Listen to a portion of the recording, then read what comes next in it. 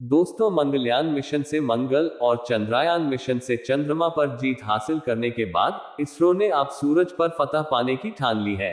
जहां भारत का solar mission Aditya album एकदम सुरक्षित तरीके से लॉन्च हो चुका है। जहां इसरो के मिशन ऑपरेशन कॉम्प्लेक्स में 200 से ज्यादा वैज्ञानिक चंद्रयान 3 के विक्रम लैंडर और प्रज्ञान रोवर के रिसर्च मिशन में लगे हुए हैं।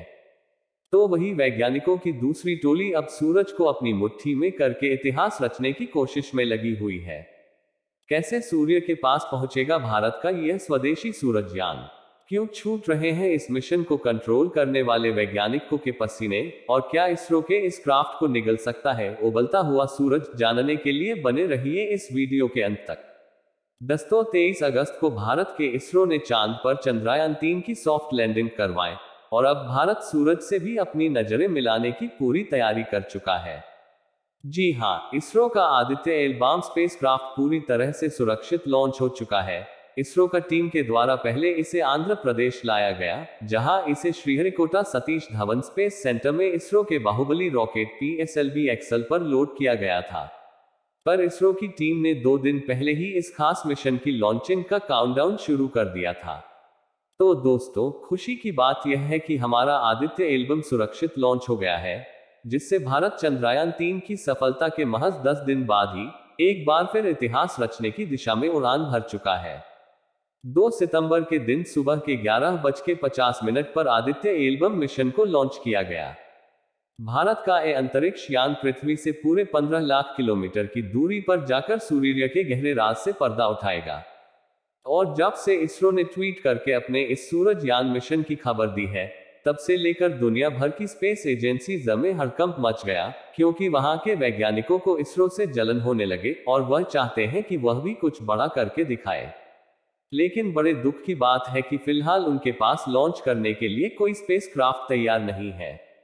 साथियों, आदित्य एल्बम की बात करें तो ये भारत की तरफ से सूरज को स्टडी करने के लिए भेजा जाने वाला पहला स्पेस मिशन है और धरती की ऑर्बिट से बाहर निकलने वाला 5वां मिशन है।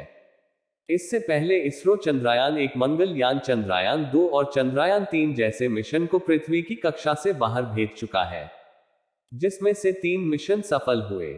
और सबसे खास बात तो यह कि इन चारों मिशन के ऑर्बिटर मिशन तो सफल हुए ही थे, यानी सभी स्पेसक्राफ्ट की ऑर्बिटर अपनी कक्षा में सही सलामत पहुंच चुके थे। बस चंद्रयान 2 की लैंडिंग फेल हुई थी। इसका मतलब यह है कि ऑर्बिटर मिशन में भारत का सक्सेस रेट पूरे 100% है। और आदित्य एल1 भी एक ऑर्बिटर मिशन ही है, जो पृथ्वी से 15 लाख किलोमीटर दूर सूरज और पृथ्वी के बीच मौजूद लैंग्वेज पॉइंट 1 की हेलो ऑर्बिट में चक्कर लगाते हुए सूर्य की स्टडी करने वाला है। आपको बता दें कि आदित्य एल1 को आंध्र प्रदेश से उड़ान भरकर लैंग्वेज पॉइंट 1 तक पहुंचने में पूरे 109 दिन लगने वाले हैं। और इस सफर में भारत का सूरजयान 50 लाख किलोमीटर से भी अधिक का ट्रैवल करने वाले हैं, क्योंकि इस बार भी इसरो हमेशा की तरह ही अपने संयंत्र यान को पृथ्वी के अंडाकार और घुमाते हुए ही लैंग्वेज पॉइंट की तरफ फेंकने वाली है, जिससे कम ईंधन का उपयोग हो और मिशन में सेफ्टी भी बढ़ जाए। इस रूट की बात करें तो आज सुबह इसरो का बाहुबली PSLV रॉकेट आदित्य को पृथ्वी की लोअर ऑर्बिट में छोड़ दिया गया है, जिसके बाद ये पृथ्वी के चक्कर लगाते हुए कुल 4 बार ऑर्बिट रिंजिंग मैनुअल परफॉर्म करके अपनी कक्षा बढ़ता चला जाएगा और सतह से एक निश्चित डिस्टेंस पर पृथ्वी की कक्षा के पेरोजी पॉइंट पर तेजी से अपना इंजन फायर करते हुए पृथ्वी की कक्षा को छोड़ देगा और एक लंबा गले दिखाए हुए पकड़कर क्रूज करते हुए, यानी कि एक ही रफ्तार पर करीब 3 महीने चलते हुए एल्बम के करीब पहुंचेगा, जहां एक आखिरी चक्कर लगाकर लैंग्वेज पॉइंट 1 की हेलो ऑर्बिट को पकड़ लेगा। और यहीं से आदित्य एल1 की रिसर्च मिशन का शुभारंभ हो जाएगा। दोस्तों, हेलो ऑर्बिट में पहुंचने के बाद आदित्य अपने सोलर पैनल्स और एंटेना को खोल देगा, जिसकी मदद से वो खुद को चार्ज करते हुए सूर्य की स्टडी करेगा और एंटेना की मदद से डेटा को डायरेक्ट इसरो के कमांड सेंटर पर भेज पाएगा, जिसके लिए ये अपने साथ एक नहीं बल्कि कुल 7 बैलून्स ले जा रहा है। यानी ये इसरो का अंतरिक्ष में चलता फिरता रिसर्च होगा, जो सौरमंडल के जन्मदाता सूर्य के ऐसे रहस्यों से पर्दा उठाएगा जो देख के पूरी दुनिया में हड़कंप मच जाएगा। साथियों, हमेशा से इसरो अपने स्पेस मिशन के स्वदेशी नाम रखते आया है, जैसे कि चंद्रयान और मंगलयान। ठीक उसी तरह इस मिशन का नाम भी आदित्य एल्बम है, लेकिन यह इसलिए रखा गया है क्योंकि संस्कृत में आदित्य का मतलब होता है सूर्य और एल्बम यानी कि लैंग्वेज .1। लेकिन यहाँ गर्व की बात यह है कि इसका नाम जितना स्वदेशी है, ये खुद भी उतना ही ज्यादा स्वदेशी है। यानी कि आदित्य एल्बम को इसरो ने पूरी तरह से इंडिया में ही डेवलप किया है और इसे बनाने में इसरो को पूरे 16 साल का समय लग चुका है। जी हाँ, पहले आदित्य पर सिर्फ एक पेलेट लगाकर पृथ्वी की निचली कक्षा में भेजा जाना था, लेकिन फिर इसरो के वैज्ञानिक और स्पेस इंस्टीट्यूट्स ने मिलकर इसे और अपग्रेड करना जारी रखा और आखिर में 7 पेलोड्स के साथ 1400 किलो का इतना शक्तिशाली और एडवांस बन गया कि इसरो ने इसे धरती से 15 लाख किलोमीटर दूर .1 पर भेजने का निर्णय ले लिया। अब आपके दिमाग में ये सवाल जरूर आ रहा होगा कि आखिर इसरो आदित्य एल्बम को इसी पॉइंट पर भेज क्यों रहा है। तो आपको बता दें कि पृथ्वी और सूर्य के बीच अंतरिक्ष का ये बिंदु एक ऐसी जगह है जहां से आदित्य एल्बम बिना किसी ग्रहण या छाया के 24 घंटे 365 दिन सूर्य पर नजर बनाए रखेगा। वहीं इसकी हेलो ऑर्बिट में चक्कर लगाते रहने के लिए इसे फ्यूल की भी जरूरत नहीं होगी।